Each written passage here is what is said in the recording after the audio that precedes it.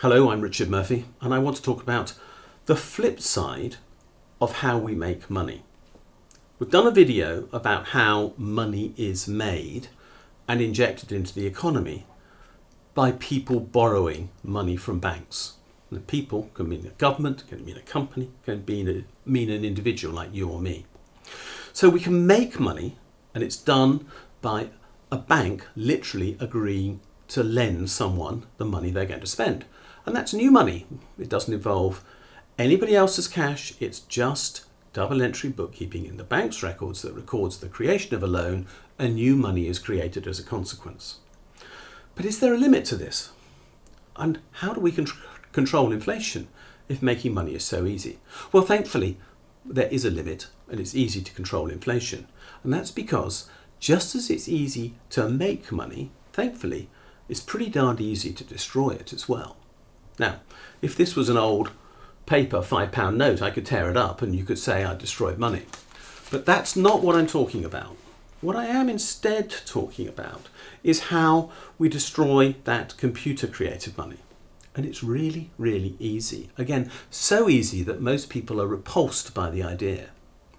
When you repay a bank loan, the money is destroyed.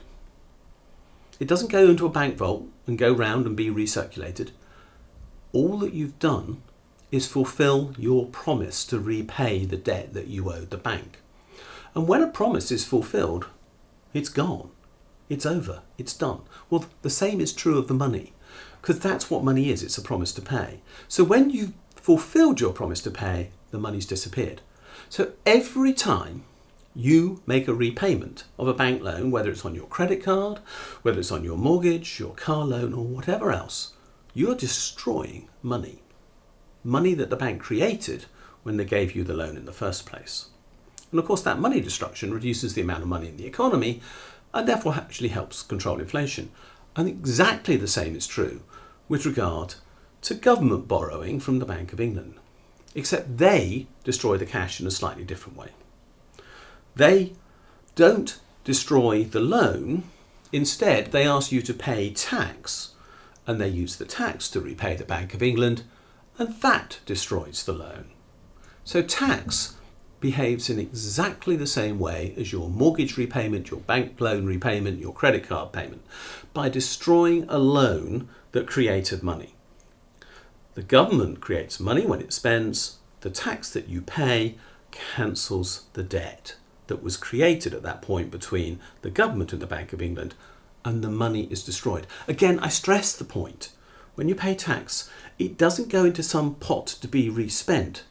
What you've actually done is fulfilled your promise to pay your tax bill. And that's the end of the matter. The money is wiped clean. The ledger is literally left blank.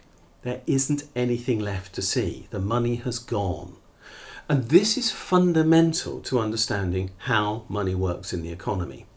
Never believe that the money that you repay to a bank then becomes a loan to somebody else. It doesn't. That's new money created by new keystrokes. All you're doing is cancelling old keystrokes by fulfilling the promise to pay, which is all that money is. So, repaying a loan and paying your taxes has the same job.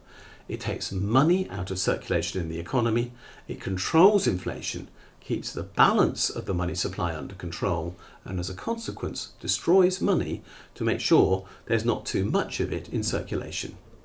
It's a quite hard concept to understand, largely because it's so simple that it almost revolts us to think it can be that straightforward. But it is, I promise you. This is one of a whole series of videos I'm doing about money, modern monetary theory and related economic issues. If you're interested in them, please click the subscribe button below this video. Follow me on Twitter @Richard J. Murphy. Look at my blog, Tax Research UK, and I'll talk to you again soon.